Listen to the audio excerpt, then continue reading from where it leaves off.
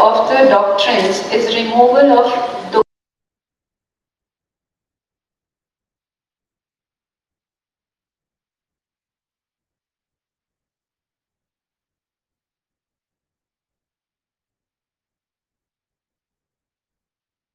directly related to the idea of moksha.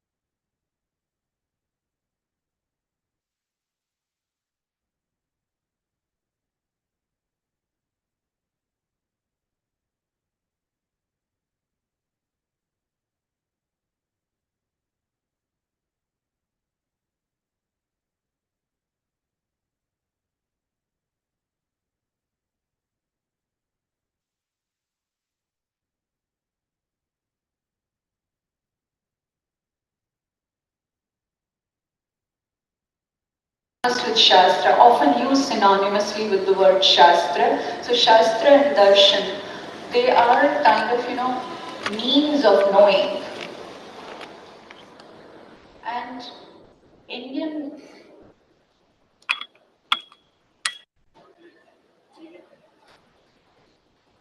darshans allow or aim to offer the seeker or the adhikari a direct experience of Sat. Sat means existence, being, or that which exists. So the darshanas are aiming at this experience of Sat. And Sat is, which is considered as true nature of reality, is considered to be divine. Why? Because it is the substratum of creation. So that's why we offer it the kind of, the pedestal of divine. And it is supreme in all senses of the word. It is supreme consciousness, chit, and it is supreme agency. The cognition and agency, these are the hallmarks of the Sat, the supreme reality. And in the Vedantic tradition, absolute Brahman is defined in terms of Sat Chit Ananda. This absolute is immanent in creation as well as transcendent to it. And Indian Shad Darshans, the six orthodox darshans, recognize that discovery of the Sat is the ultimate goal, Paramartha, of the human life. Ultimate goal is Paramartha within the uh, within the four Purusharthas is the fourth one. And darshanas, darshan shastras, they are a pathway to the moksha. So they reveal a kind of the path on which you walk to attain moksha. And it is also, moksha is considered to be the natural culmination of following the previous three uh, purusharthas, which are dharma and artha and kama. Dharma is righteous pursuit of morals and ethics, and artha is the righteous pursuit of wealth, and kama is the righteous pursuit of desires and aspirations. So if all this falls in line, then moksha is a natural culmination according to the Shad Darshans.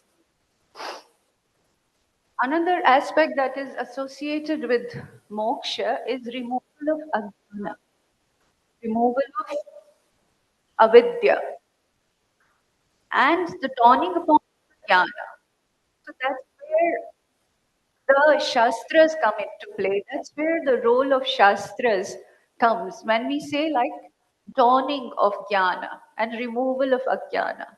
So most of the Indian philosophical systems take it upon themselves to show you the path of the right jnana. It is called valid knowledge, prama in philosophical terms. So different darshanas, as I said, they lay out their own doctrines for attainment of moksha. So they offer not only the theoretical models, but also practice points, practice framework for personal spiritual life as well as for the social life as it should be lived by an ideal human individual seeking moksha. Although the spiritual disciplines appear to be drenched in religious and mythological discourse, if we look deeper, then there is a underlying system of organization of thought and knowledge.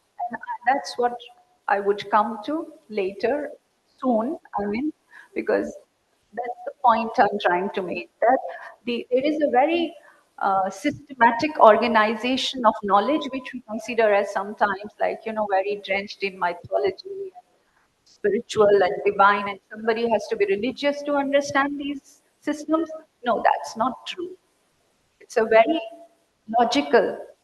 So the theistic traditions like Mimamsa, Nyaya, Vaisheshika, Samkhya, Yoga, and Vedanta, as well as atheistic traditions like Charvak, Buddhism, and Jainism, they have very well developed doctrines which follow elaborate systems of logical analysis, and they use valid pramanas.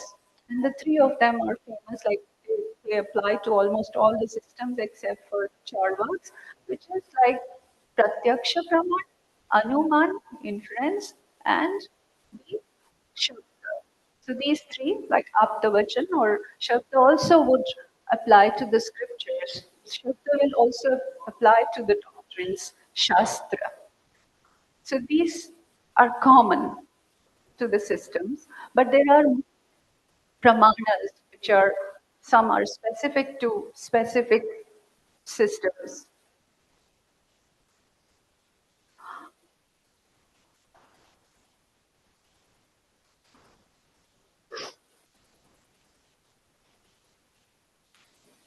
I would also like to take into account the Tantric tradition, the Tantra Shastras. I would like to say that just as the doctrines of the orthodox systems, which are six in number, are organized in pairs of three, like Nyaya, Vaisheshika, Sankhya, Yoga, and Purva and Uttar Mimamsa. So, in the same way, the Tantric scriptural tradition also is organized into three sets, three streams, which is dual, dual come non-dual, and non-dual. So within these Shaiva, because Tantric traditions are mostly Shaiva oriented, they are also called Shaivagamas. So within the Shaivagamas, the oldest Pashupata and then later the Shaiva Siddhanta, these traditions are dualistic in nature. And Lakulisha Pashupata, which is an offshoot of the Pashupata religion, is an example dual come non-dual, Dvait Advaita.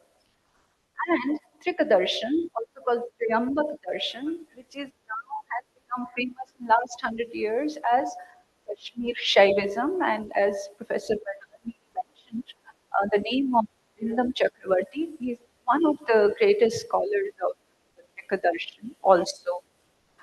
So the Trikadarshan is completely non-dual. It is the Advaita Darshan. Now I would like to kind of, because I'm aware of time, 5 minutes. 5 minutes. So yeah, that's why I go fast. So let me highlight how the knowledge is organized in the Vedantic tradition. The systems which have their origin in the Vedas, and I'll read quickly, and then I'll come to the how it is organized in the Tantric tradition. So Vedic darshans, because they focus mainly on moksha as the main value, so their whole doctrine is kind of wrapped around attainment of moksha, and different systems offer different ways to attain moksha.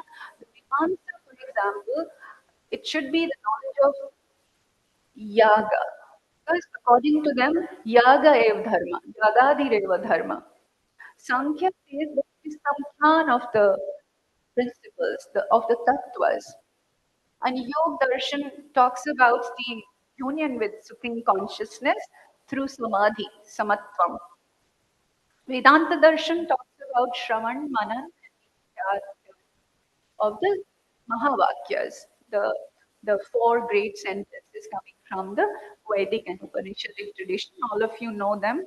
Prajnanam Brahma, Ayam Atma Brahma, Tattvamasi, and Aham Brahmasmi. Now coming to my main point, in comparison to this soteriological aim of Vedic philosophy, the aims of Tantric philosophy are completely different. Because the Tantras do not offer any soteriological system, because the theory of samsara or avidya or maya as something which is here is not there in the Tantras. Because in the Tantras, everything is of the nature of everything else. Sarvam Sarvatmakam. And that Sarvatmakam is Shiva. So there is this Sarvam Shivatmakam. Shiva is considered as the name for supreme consciousness there. So it's very interesting that they don't say that this should be avoided and this should be assimilated. This is He and this is Upade. They rather tell us to recognize the real nature of the self, which is same as Shiva nature. So they organize their knowledge according to within the four categories of Vidya, Kriya, Yoga, and Charya. Aspect denotes the knowledge. So the right kind of knowledge, which takes into account the theoretical aspect of reality, like Sarvam Shivatmakam. This is a theoretical precept which is logically explained in the Tantras. This is Kriya. Now, Kriya part is the rules of Diksha and other rites. This is the Kriya part. According to them, the Dikshita is the Adhikari for coming to the Shaiva fold.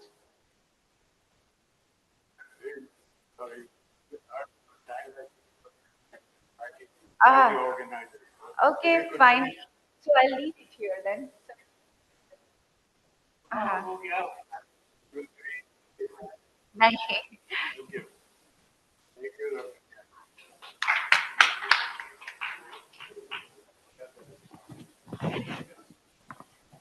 Yeah, no request.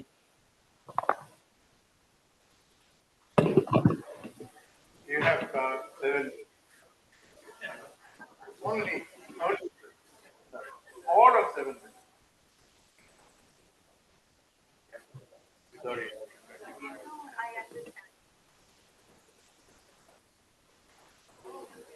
आदरणीय मृणाल जी, तिवारी जी, वक्ता और आप सब, अब 5 से 7 minute में भारतीय दर्शन पर क्या कुछ कहा जा सकता है आप समझ सकते हैं। लेकिन मेरे लिए सुविधा ये है कि मृणाल जी ने आरंभ में कुछ महत्वपूर्ण बातें की और अलका ने बहुत अच्छा वक्तव्य दिया, इससे हमारा काम थोड़ा आसान हो गया। मैं सूत्रों में 2-4 बातें रख, ये आप सब जानते हैं कि भारतीय चिंतन परमार्थ का चिंतन है और पूरी दुनिया में आलोक पर्व के रूप में प्रकट हुआ था ऋग्वेद, जिससे जगत की विद्या भाषित हुई थी। ऋग्वेद के पहले मंडल के 36वें 7वां मंत्र आता है जिसमें स्वराज की चर्चा होती है। यजमान अग्नि की प्रार्थना करते हुए कहता है, ते घेमित्र नमस्विना उपस्वराजमासते। यानी हे अग्नि, आप स्वयं प्रकाशित हैं, मैं आपकी याचना करता हूँ। यही स्वराज, इसके बारे में सायणाचार्य ने भाष्य करते हुए कहा कि स्वराज स्वराज्यम स्वतो दीप्यमान, यानी स्वराज स्वयं में प्रकाशमान है। इसी को गांधी जी ने इसी स्वराज की चर्चा की है और गांधी जी का पूरा सर्वोदय है और उनका समग्र चिंतन है, इस स्वराज प्राप्ति का ही चिंतन है। और यही स्वराज योग वासिष्ठ में सत्ता सामान्य कहलाता है। स्वराज पाना, सत्ता सामान्य प्राप्त करना, यानी स्वयं को सिद्ध करना, अपने आत्म को सिद्ध करना और जीवन मुक्त हो जाना। तो यह जो चिंतन है भारतीय मनीषा का, इसी पर हमारे खट दर्शन भी आगे खड़े होते हैं, चाहे वो न्याय हो, सांख्य हो, योग हो, मीमांसा हो या वेदांत हो। और स्वयं इन छह दर्शनों को हम आस्तिक दर्शन कहते हैं। इसलिए कहते हैं, आस्तिक दर्शन कहने का सीधा कारण यही होता है कि यह छह दर्शन वेद को प्रमाण मानते हैं और तीन दर्शन जो वेद को प्रमाण नहीं मानते उनको नास्तिक दर्शन कहते हैं, जिसमें जैन दर्शन है, बौद्ध दर्शन है और चारवाक दर्शन। लेकिन मेरी अपनी मान्यता है और मेरी तो अपनी समझ है कि अगर ईश्वर की मान्यता को स्थगित कर दें और खट दर्शनों की बाकी मान्यताओं को जैन और बौद्ध पर लागू करके देखें, जैन और बौद्ध दोनों में आत्म कल्याण की बात है, दोनों में निर्वाण या कैवल्य प्राप्ति की बात है, दोनों में चित्त की शुद्धि की बात है।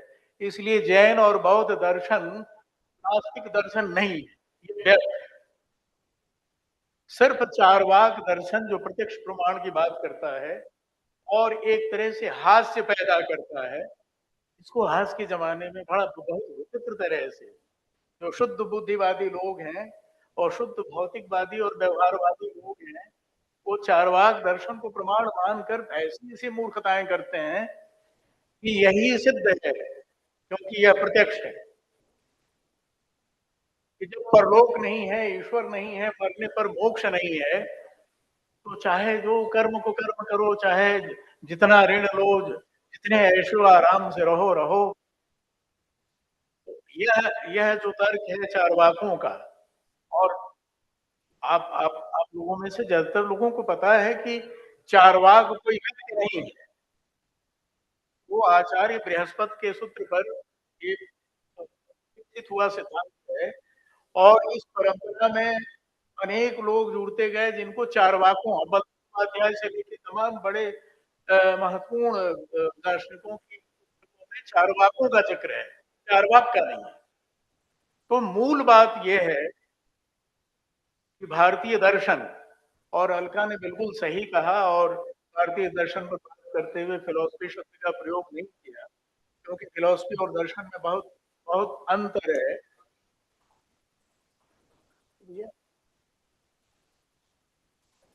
तो सीधी बात यह है कि हमारे छह दर्शन, और छह दर्शन क्या, अगर आप भीतर तक प्रवेश करेंगे, भीतर तक जाएंगे, अवगाहन करेंगे और मतिभ्रम का शिकार न होंगे, तो मुझे तो नहीं लगता कि बौद्ध और जैन का वास्ता भी उपनिषदों से नहीं है, वो तो है।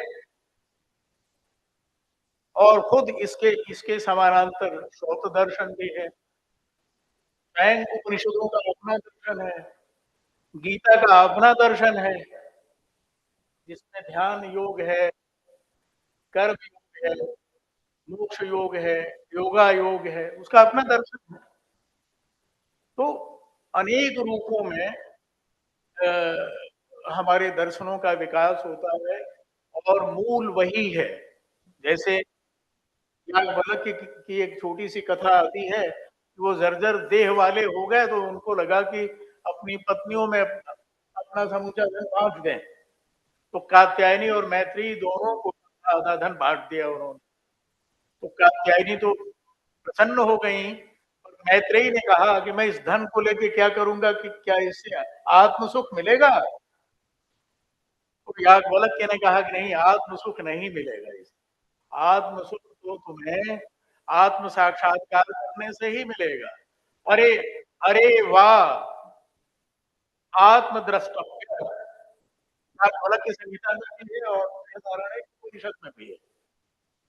आत्मा को देखो, असल चीज वही है आत्मा। आत्मा ही ब्रह्म है। तुलसीदास कहते हैं इसी को लेके ना, ईश्वरांश जीव अविनाशी, चेतन अमर सहज सुख राशि। तो ईश्वर, ईश्वर में और जीव में, आत्मा और ब्रह्म ब्रह्म में एकात्मता है। आत्मा को वही समझना है जैसे हम ईश्वर को समझते हैं, और अनासक्त भाव से इस जगत को जीना है और जीवन मुक्त हो जाना है। यही परम परम कल्याण है। परमार्थ का मतलब परम कल्याण है, अर्थ कल्याण को कहते हैं।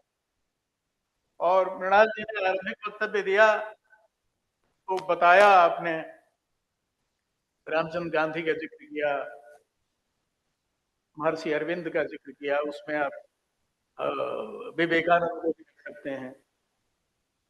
बाद बाद में यशदेव शल्य भी हिंदी में काम करने वाले दार्शनिक थे। इन तमाम लोगों ने, दया कृष्ण थे, इन तमाम लोगों ने जो भारतीय चिंतन सरणी है हमारी परंपरा की, जो परमार्थ चिंतन है, उसका नवाचार किया, उसको नए संदर्भों में देखने की दृष्टि विकसित की।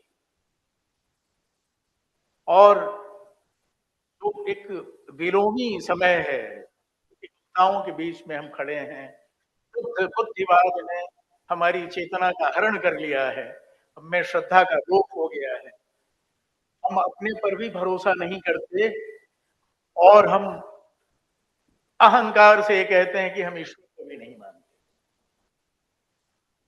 गांधी ने तो कहा, और कई बार बड़ा विचित्र लगता है ये, कि गांधी को मानने और जानने वाले और बड़े बड़े दावा करने वाले जो लोग हैं, ज्यादातर जो ईश्वर को नहीं मानते वो गांधी को मानते हैं। वो गांधी ने तो कहा कि दुनिया में अगर एक व्यक्ति ईश्वर के होने का साक्षी है तो मैं हूं। और विवेकानंद ने कहा इससे सब कुछ कंपायमान है, गतिशील है, उसके कण कण में ईश्वर है। तो मैं यही निवेदन कर रहा हूं कि जो भारतीय पारमार्थिक चिंतन है वह अपने को समझने का, अपने को गृहस्थ आश्रम में रखते हुए भी अनासक्त भाव से जीने का, और परम कल्याण के लिए पूरे जगत को एक भाव से देखने और मानने का चिंतन है और दर्शन है। और हमारे सारे दर्शनों ने इसी के निष्कर्षों को बार बार अनेक रूपों में समझाया है।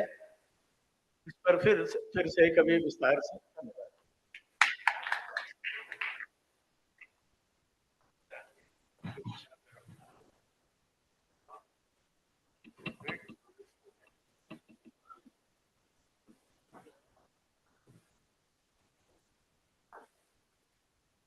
Namaskar. I just want to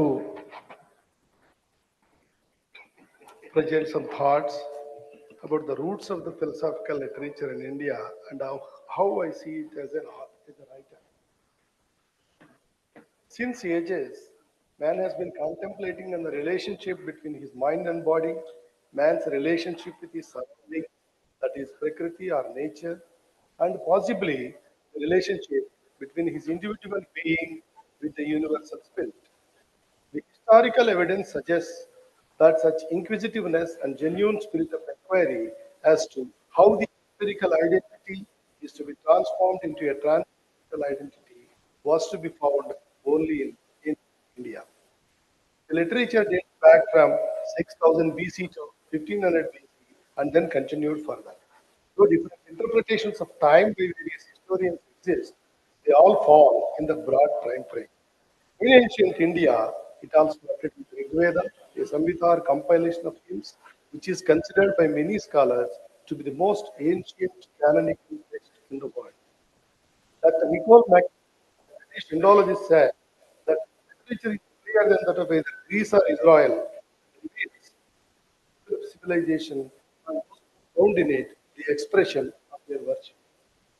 But here, the philosophers look like schoolboys for the Indian philosophical thinking.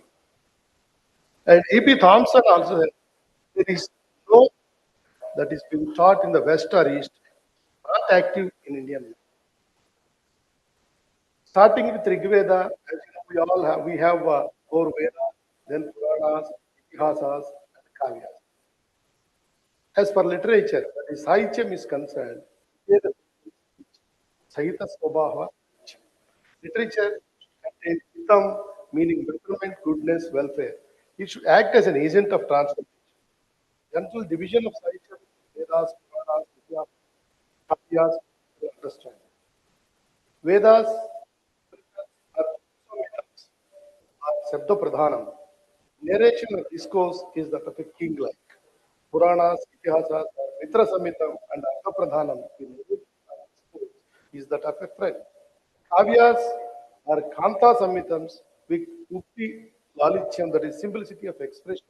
The discourse that is that of how you tell your lady or spouse giving explanations, sometimes convincing, sometimes increasing into matters which are not close to the subject being discussed.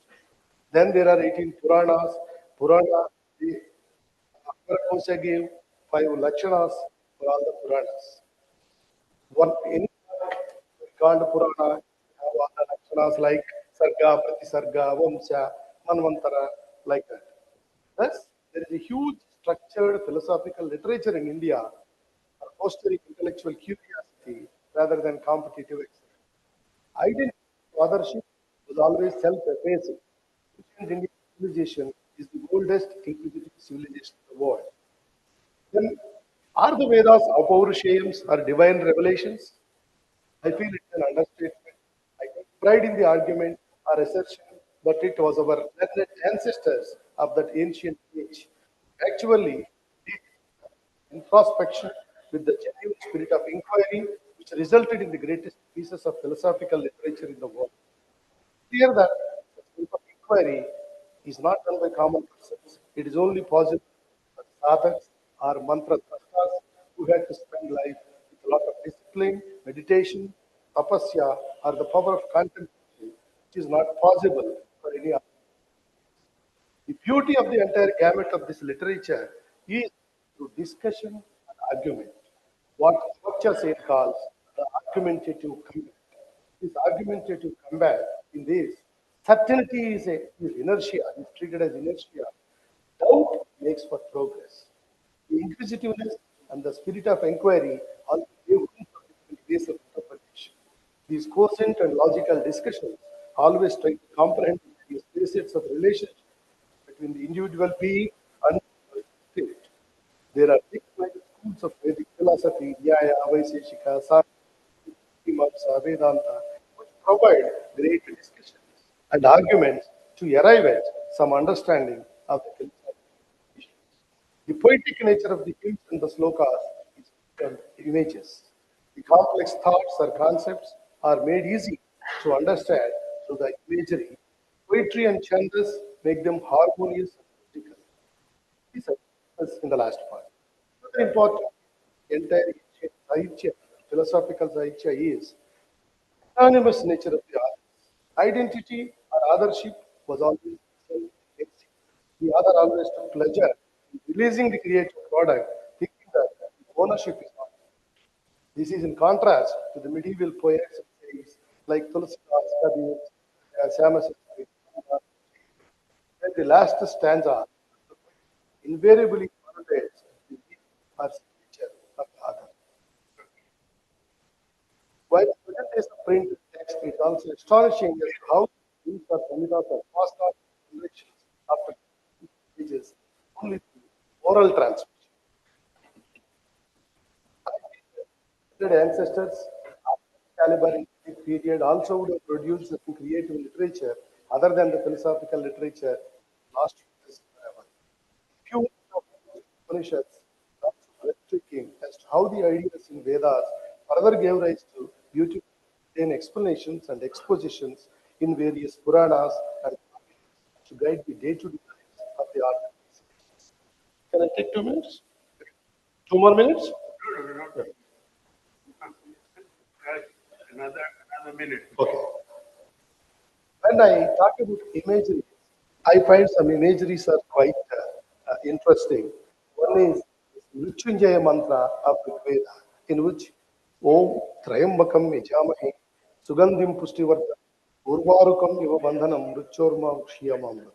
In this, particularly, it is said we sacrifice to Triyambaka prosperity. Like a ripe cucumber from its stem, might I be liberated from the planting immortal. Like a ripe cucumber freeing itself from the stem, there is no other easy way anyone can aspire to be there. Thank Thank you so much.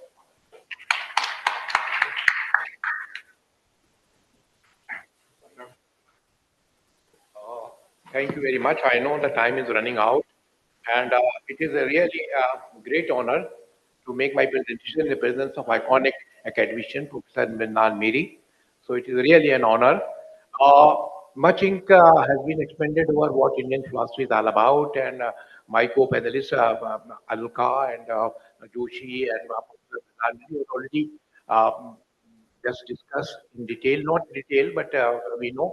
So when I was asked to write a paper on that, then I said to write on Indian philosophy and what Indian philosophy is all about is something on which you can find so much material.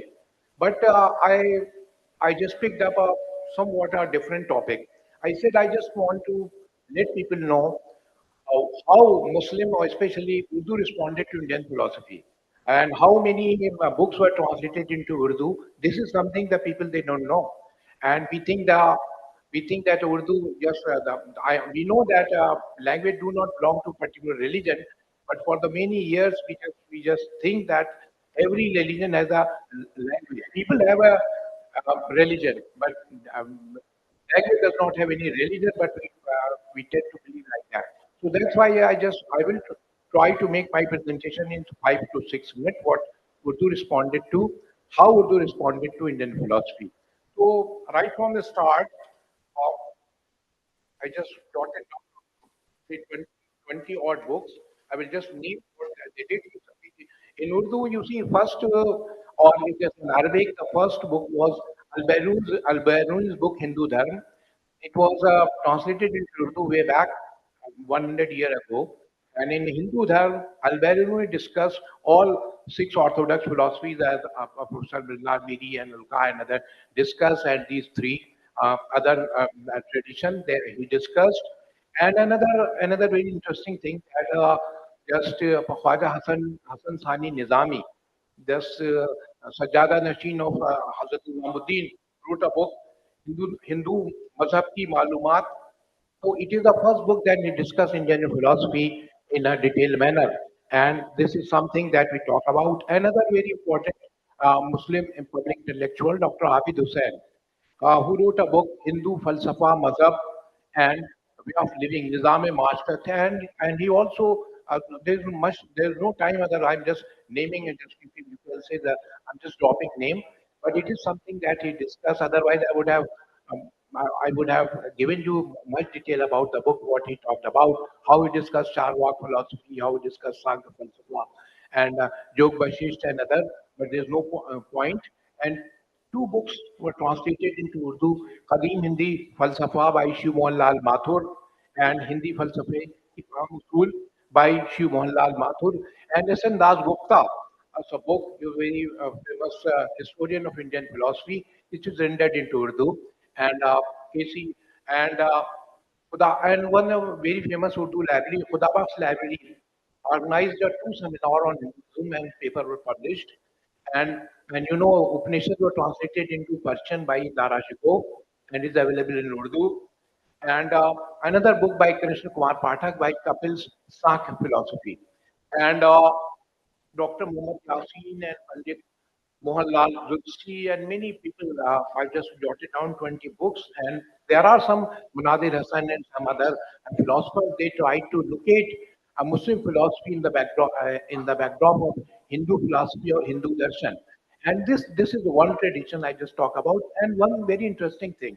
What Indian philosophy is there that we can narrate it, but at least two books I can refer to in which the basic essence of Indian philosophy was discussed through a poet. One book written by Professor Gopichand Narang.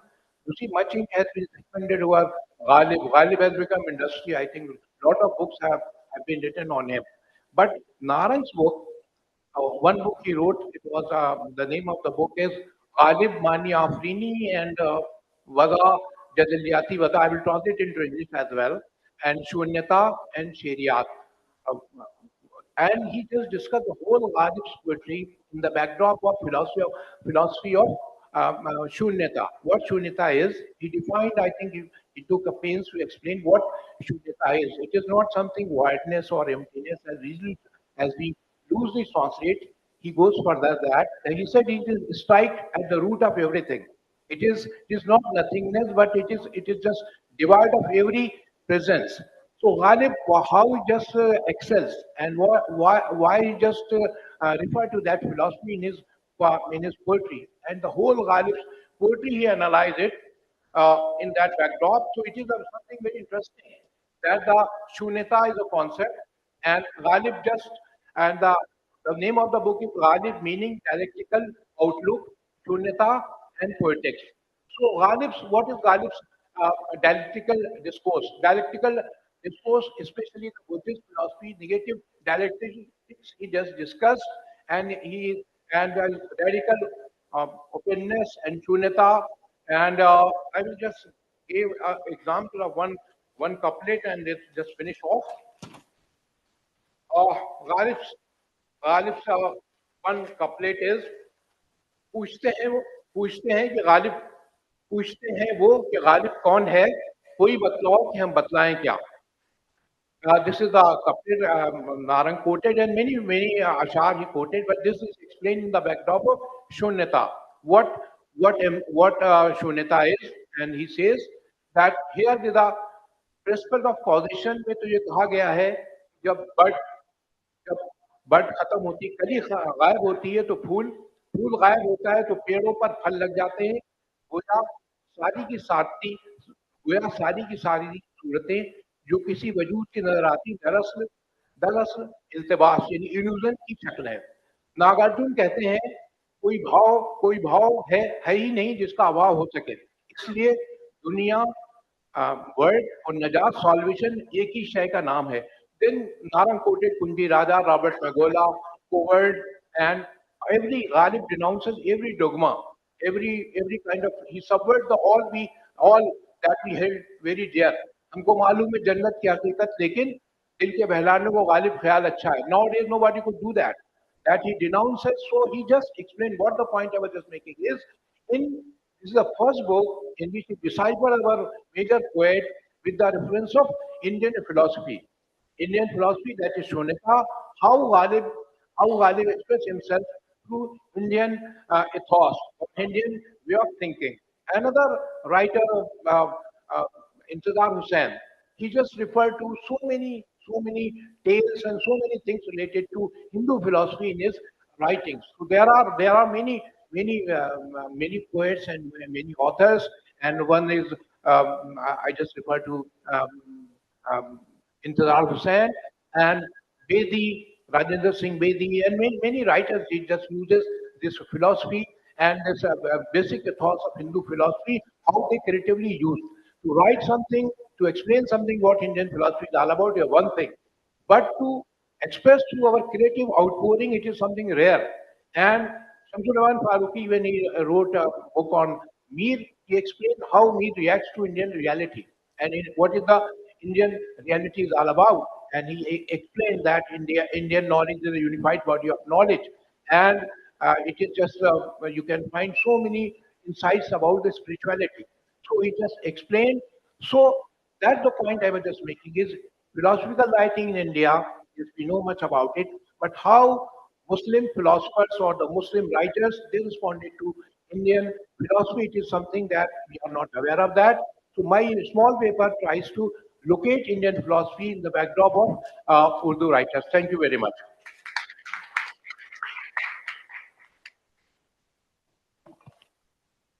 You know, so we have, very within this very limited time, we had, I think, some very exciting presentation. He began with Al-Qadi.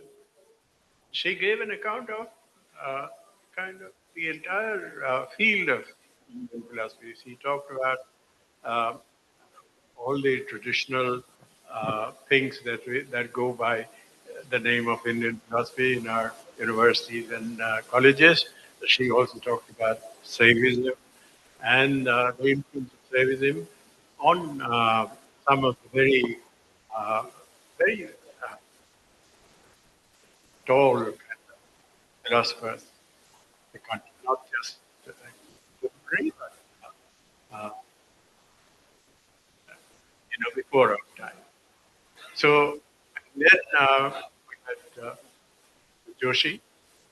He talked about, in fact, you see his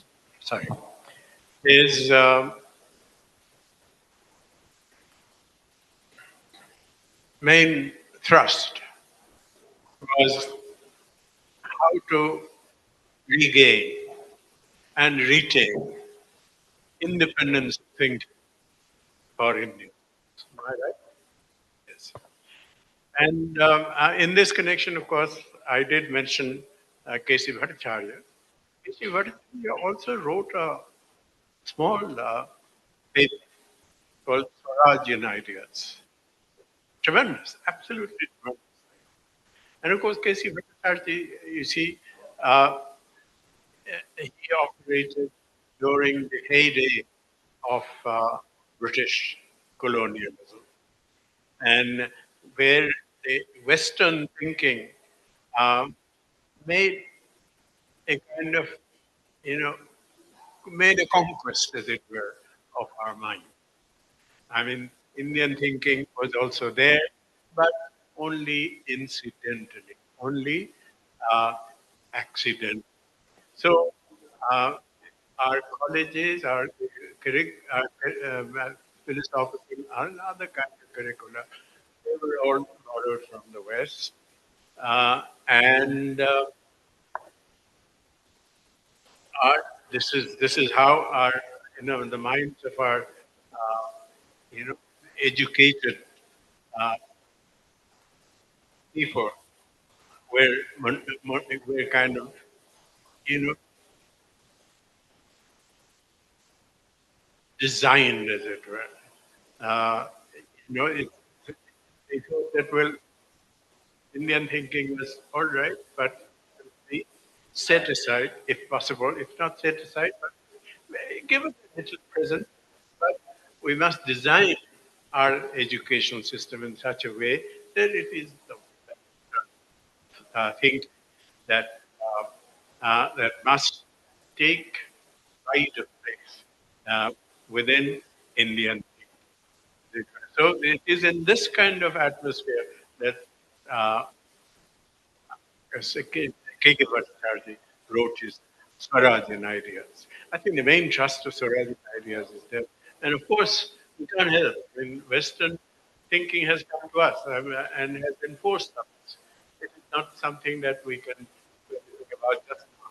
We have to accept it, but we have to accept it. It is not too late to think. We have to accept it on our own terms. That is Swarajyan ideas. That if we look at Western philosophy, if we are made to study Western philosophy, we must make sure that we study Western philosophy uh,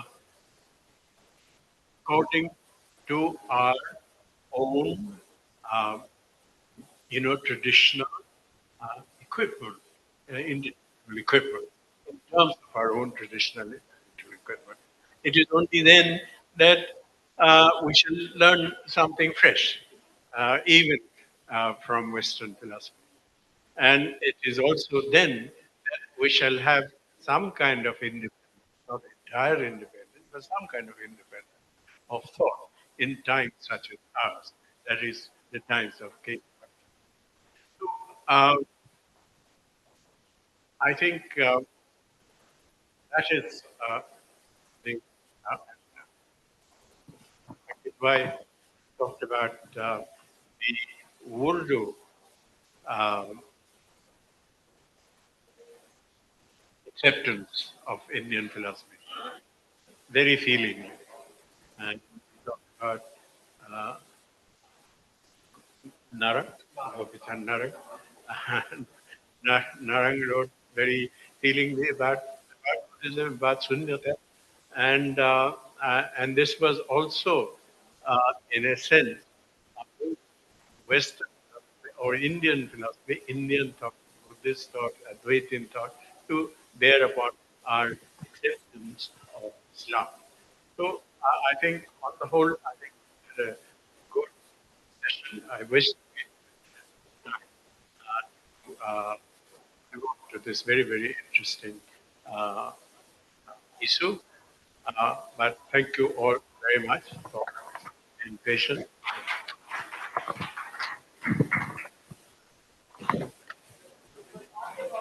I must I must give my thanks to the panel for giving such an insightful contribution to make this session so truly successful and meaningful. Thank you so much. आप सभी की बातचीत ने बहुत सी चीज़ों को सोचने को हमें मजबूर किया. Is it a combination of body and soul? Is it a combination of physical world and the world? There are so many. जितने सवाल आते हैं उतने ही आप उसके अंदर डूबते हैं, डूबते जाते हैं. शायद दर्शन में जाना, एक्चुअल दर्शन यही, to look into yourself. Thank you so much, sir, for this such a wonderful session. एक बार हम लोग क्लोज खड़े हो जाएं ताकि फोटो एक आ जाए सबके लिए. मैं इस बीच में आप लोगों को इतना बता दूं कि इसके बाद माननीय मंत्री जी, संस्कृति मंत्री हमारे बीच में आने वाले हैं, जो बाहर इसका जो औपचारिक इनॉग्रेशन होना था वो अब होगा शाम को, रिबन काट करके और दीप जला करके, और उसके बाद वो इसी कमरे में आएंगे, इसी हॉल में.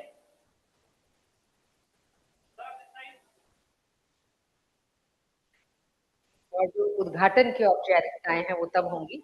तो अभी आप लोग कहीं ज्यादा दूर ना जाएं, जब तक थोड़ा देर एक राउंड लेके आ सकते हैं, और फिर हम लोग इसी हॉल में दोबारा मिलते हैं, क्योंकि जो फॉर्मल इनॉग्रेशन होना है वो अभी होगा. Thank you so much.